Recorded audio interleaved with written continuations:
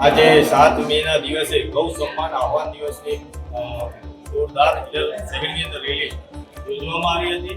ગૌ માતાના સન્માન માટે કેન્દ્ર સરકાર અને રાષ્ટ્રપતિને પ્રાર્થના કરીએ છીએ કે તમે કેન્દ્રમાં રહીને અમારી ગૌ માતાની ખૂબ જ મોટા પ્રમાણમાં હત્યા થઈ રહી છે। હત્યાનું તાત્કાલિક કાનૂન બનાવી અને ગૌ હત્યા પ્રતિબંધ કાનૂન બનાવી અને ગૌ મંત્રાલયની સ્થાપના થાય।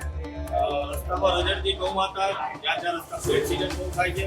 આ ગૌ માતાના સન્માન માટે જો અમે આજે પ્રાર્થના પત્ર આજે ડેપ્યુટી કલેક્ટર સાહેબને આપ્યું છે અને જો આવતી 27મી જુલાઈ સુધી 90 દિવસ પછી પાછા અમે જિલ્લા કક્ષાએ પણ પ્રાર્થના પત્ર આપવાના છે। ત્યાં પર નહીં માનો અમે રાજ્ય કક્ષાએ 90 દિવસ પછી પ્રાર્થના આપી।